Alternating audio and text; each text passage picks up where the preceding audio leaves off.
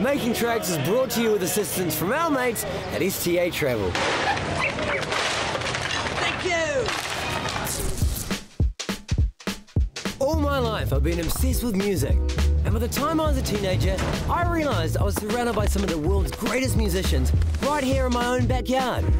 We all know our musicians are brilliant, but most of the world doesn't get a chance to hear them.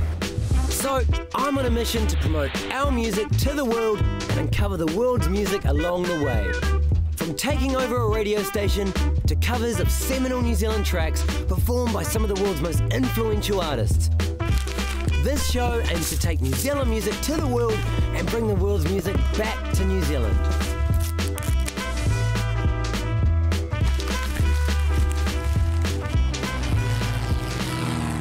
My next destination's the Holy Land, Israel, and the cities of Tel Aviv and Jerusalem. A nation that we see on our TV screens often, but little is known about the music and cultural sides of this historic country. Although within Israel, the dominant force is Israeli pop and rock, there is a thriving independent community spanning many genres from funk to ska, dance, indie rock, even Arabic hip-hop. There's a wealth of music to dig into here, and I was armed with a very large spade. And Israel was going to get a whole lot back. From Shapeshifters Devin Abrams making music with a local producer to New Zealand Music Club nights. And once again, over the course of the show, we'll see a couple of Kiwi classics reinterpreted in a whole new cultural light. I've asked a Palestinian hip-hop group to perform Scribe's anthemic Not Many. How many dudes you know roll like this? How many dudes you know flow like this? Not many, infinity, not many, infinity. And I've asked one of Israel's top ska bands to do their take on the classic Flying Nun track She Speeds by Straight Jacket Fizz.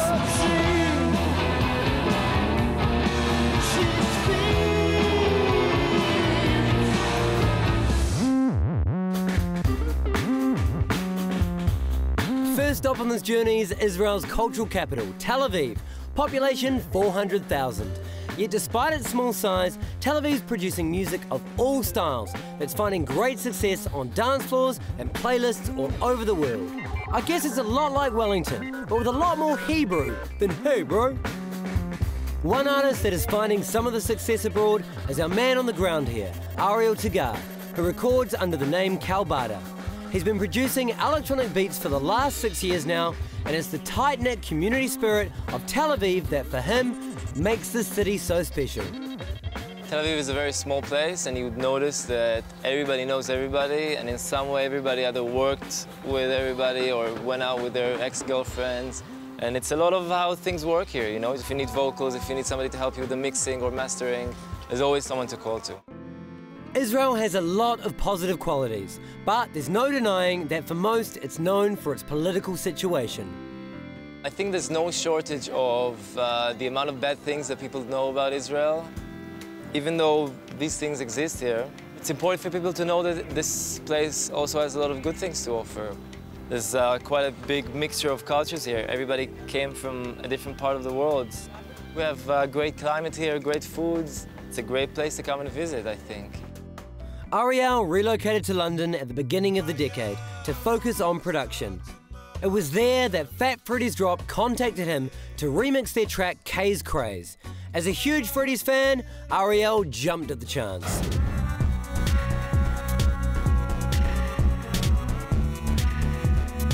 It was rare for me, you know, to be so much into a band or a group or a project and then getting asked to do something for them. I just literally locked myself in the studio for a week, didn't eat, hardly slept. But that's when I sort of started thinking about coming back to Israel. I was locked away in the studio and the guys, you know, singing about coming back home. And I was getting into this like meditative vibe of like wondering like, have I been away too long? And that's like actually the only part that I've used for the vocals. Eventually I did come back. I was really happy to get back to Israel into this moment in time where there's a lot of producers that are doing really interesting things here. It's a brilliant time to make music in Israel. The remix went on to be Ariel's most successful to date, so it was only fair to keep this Kiwi connection alive. Go get it, mate. Hey, buddy. Get it, mate. How are you, mate? Good to see I've organised one of New Zealand's leading young producers, Devon Abrams of Shapeshifter, to come to Tel Aviv to work on a track with Ariel. Fresh from the European tour, Devon's more than keen to get into the studio. Yeah, I'm really looking forward to writing some music with some local people. Music's such a great language because it kind of transcends any kind of, you know, culture differences, language differences, you know, interest differences, because you can everyone speaks it, you know, especially when you get a good vibe going on in the studio. You don't even need to talk, it just happens. So, you know, I'm looking forward to this. It's gonna be very dynamic. I'm going to leave Devon and Ariel to do their thing, while I don my best pair of togs and head to Comfort 13, a club with a pool.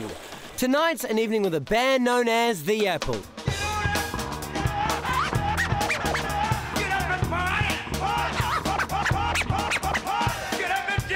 Underground genres of music like funk are thriving here in Israel, and in a way, their success can be linked to the political situation.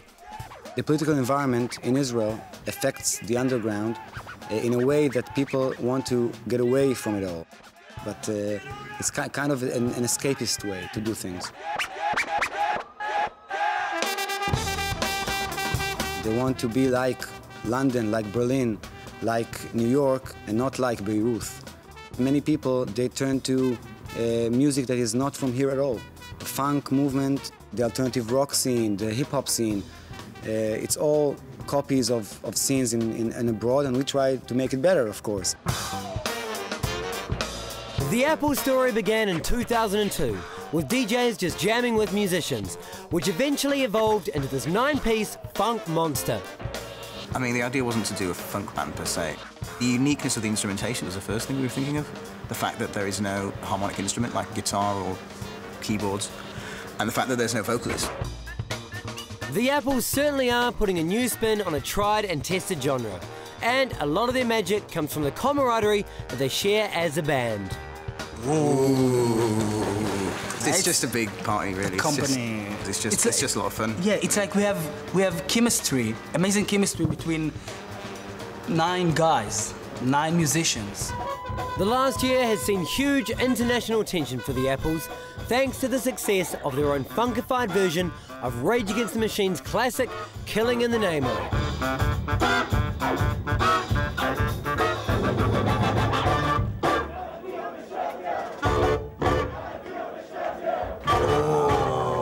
West I did not know. Honestly, we didn't imagine the Killing cover will take off to these heights.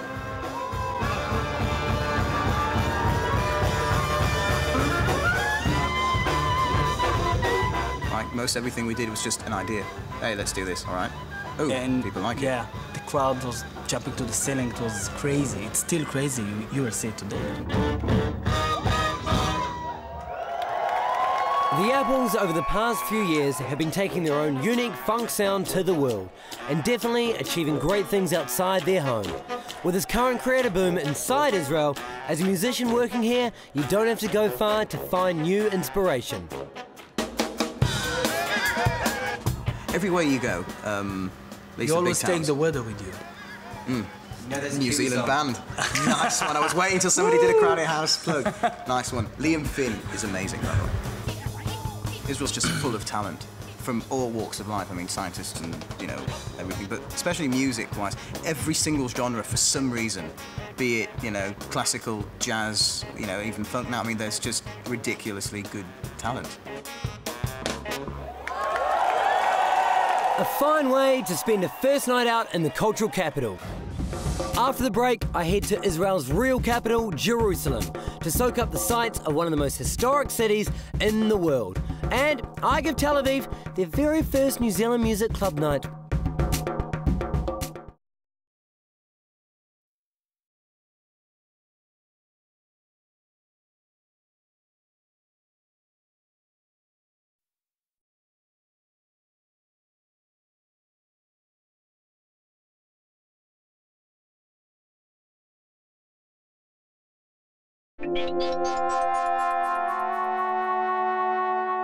I'm in Tel Aviv, Israel, on a mission spreading New Zealand music through foreign lands and uncovering as much of their music as I could along the way.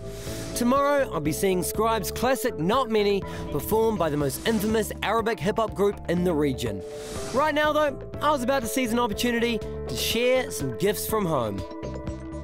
Tell you what, this is good times. Friday, here in Tel Aviv, Israel. And Friday's when a lot of the markets take place. And wouldn't you know, just by our hotel, we have... Sorry, just adjust my microphone. Hello, guys. We've got a market going on, and the market's selling antiques. So I thought I'd get a box full of antique New Zealand music and flog my wares, so to speak. Old school styles. I was armed and ready for action. All that was needed was the ideal place to set up shop. Sales have been good? Yeah. Would you say they've been just good, as in jolly good, or extraordinarily good? Not extraordinary. Okay. Just good. We'll be back in touch. Note to self has potential. This guy's selling knives and swords. Could be a bit scary for my demographic. Hello, sir. This is yours? That's us. Has sales been good today? Yeah, everything. Prime real estate? Over here. That's You the are my heart man. of the place. Ah, shalom. Holsot musica hilam. Musica hilam.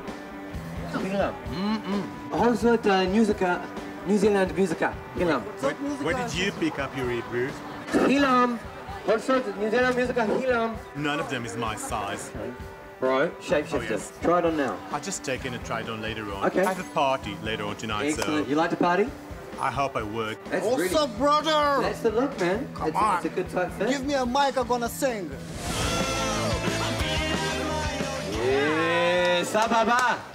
Sababa. Your shit is fresh. Shalom.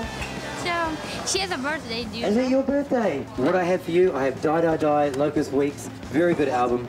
Motorcade, that's their second EP, Into the Fall, Nika Mile single, and you know what? Just because it's your birthday, I'll throw in a Concord Dawn sticker as well. Thank you. Sababa. Bro, together, our powers combined, Israel, New Zealand, we just killed it out there. And a big gay high five to round it off. I left the hustle and bustle of Tel Aviv for a different side of Israel. My next destination, an hour's drive east to one of the most historic cities in the world. And there you have it, ladies and gentlemen, Jerusalem. More than 5,000 years old and certainly seen more battles than a Street Fighter II showdown. It's easily one of the, if not the most contested city in the world. Though Tel Aviv is where you'll find the bulk of this nation's music output, Jerusalem is more known for filmmaking, with the country's main film school, Sam Spiegel, producing some of Israel's top directors. We had a date with a young director, Danny Rosenberg, who has shot most of his work here in Jerusalem. Danny. Next, how you doing? How are you? Shalom. Shalom, shalom. So, I mean, right now would be essentially the center of the old city, so the center of Jerusalem. And it's just such a crazy, crazy mix of different religions, different cultures, everything all in this one spot. Is this very indicative of Jerusalem on a whole? Yes, of course. Because Jerusalem is a crazy city. You know, it's been a crazy city for 3,000 years. Yeah. You know, so many people died to conquer the city. Christians, you know, all the Crusades, Muslims, Jewish. In recent times, Jerusalem has seen ongoing conflict with the Palestinian uprising, or Intifada, which saw residents under constant threat of attacks and suicide bombings. This resulted in extreme responses from Israel, including the separation wall and increased military activity, which has only added to the tension that you can feel here each day. For me, as an Israeli filmmaker, it's important to be inside the heart of the problem. When you're in Tel Aviv, you can forget totally that you're in the Middle East. In Jerusalem, when you wake up in the morning, when you go to the streets, when you see Arabs that are second-class citizens, and you see the occupation, and you see the blocks, and you see the policemen and the army, you remember very good, where are you? And you're in the Middle East. To be a Jewish Israeli in Jerusalem, you all the time ask yourself question. Am I supposed to be here? Maybe I am. There is a Jewish history in Israel. It's not like we are here for nothing. But there is also a history of other nations and other cultures. And I think the only way Israel could stand, let's say, in 100 years from now, is to learn to accept all the culture, Muslims, Christians, whatever. Of the many sights to see in Jerusalem, one of the most spectacular is certainly the Wailing Wall, where every day thousands of Jewish worshippers come to this holy piece of rock to place their prayers. To whom it may concern, please guide New Zealand music through good and bad times. Make our songs rise to greatness and our lyrics heard all over the land. May our beats grow fatter and our riffs grow riffier, and let our musicians be the happiest on earth. Thank you. Lots of love, Nick. P.S. If Push Push reformed, that'd be cool. Please accept my prayer for New Zealand music. Thank you, bro. My day trip to the holiest of cities had come to an end, so after a quick stop, it was back to Tel Aviv for a DJ set downtown. I had invited Shapeshifters Devin Abrams to Israel to work with local musicians, but tonight we were headed to local club Sheshek, which was playing host to a club night with a difference. It seems they've organised a bit of a New Zealand music night for us tonight, so we're ripping a bit of Aotearoa. Yeah, we're going to play some of New Zealand's drum and bass, hip hop, soul music, reggae. Yeah, and playing it to people that probably would never have heard any of it before, you know, or most of it is a real buzz, you know, and you know, you've seen people's instant reaction off tunes that, you know, like in New Zealand are big songs, but you know, over here people don't know what they are, you know. For sure. Well, it turns out this crowd were actually familiar with Kiwi music, as the night's promoter, Amir Agozi, was the biggest New Zealand music fan in Israel.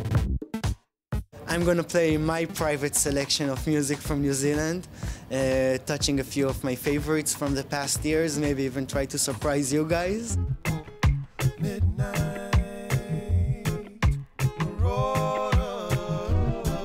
The first time I heard music from New Zealand in this modern context was Midnight Marauders by Fat Freddy's Drop, and then connected with Tubbs' 5 Days Night, and I fell in love with both songs immediately and just started looking for more. Now, I've seen some hardcore Kiwi music fans in my time, but I gotta say, considering the distance from his hometown and our country, Amir definitely had some tunes. There's this little 7-inch by Bongmaster Inc., which was the early incarnation of Fat Freddy's Drop, which have a beautiful track called Brothers and Sisters, just feather light music. Lady Six, Sick No More, has been a huge favorite of mine for many years.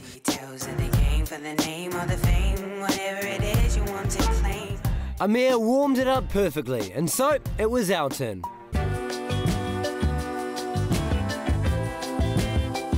The tunes were going down nicely, and luckily, we even had a few that Amir was feeling.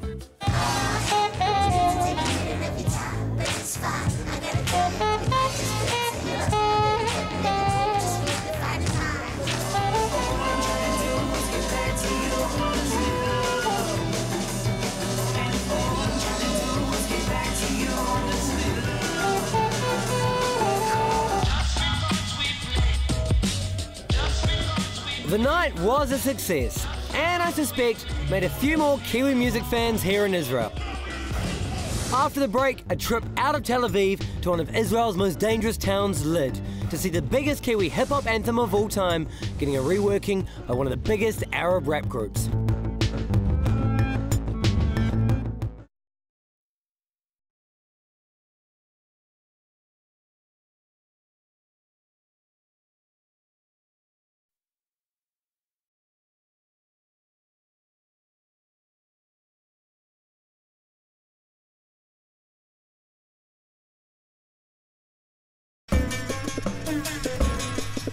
Back on the road, and I was heading just out of Tel Aviv, Israel, to the town of Lid, to meet with one of the biggest Arab hip-hop groups in the Middle East, Damn.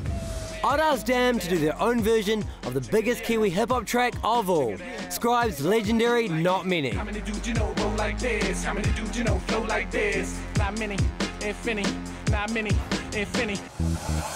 Lid is a town famous for being one of the biggest drug markets in the Middle East, and with violent crime a major part of daily life. While predominantly Jewish, it's where Damn and 15,000 other Arabs call home. זו יונה צייד, הטרף הוא עוד בית של יונה המנסה לשרוד תחת שלטון העית.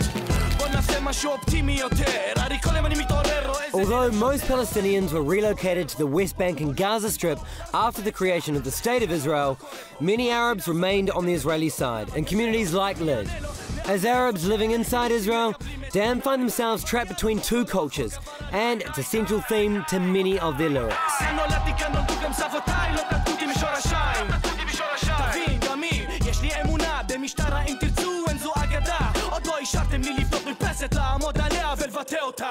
Around 300,000 Palestinians got lucky to stay here. I don't know how. They grew up to be us. People call them Arab Israelis. People call them demographic bomb. We still call us Palestinians. We are, this is us now, the 1.5 million nowadays, living inside of Israel.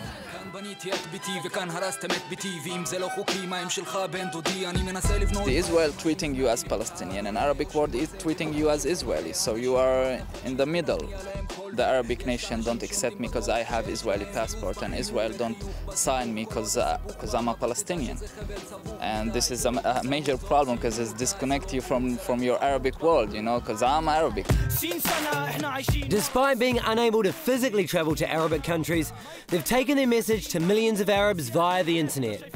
And the internet was, in fact, how they got their early success in Israel, thanks to a mysterious stranger hacking into Dam's computer. Someone hacked to Tamer's computer and stole all the songs and put them out. Gave it to friends, they gave it to friends, they gave it to friends. 2 weeks after, I go 2 hours away from my home, like in Nazareth, and I hear it at least 3 times in cars. Suddenly people inviting us to do a show in Nazareth, and we go there and we find 2,000 people singing our lyrics. So that was the time that we said, okay, we can have a career from it. If I go to this hacker, I think I would thank him, man. While their early efforts weren't as politically focused, the sudden surge in Dam's popularity gave them a chance to educate the world about life in Lid and Palestine, a responsibility that Dam took pretty seriously.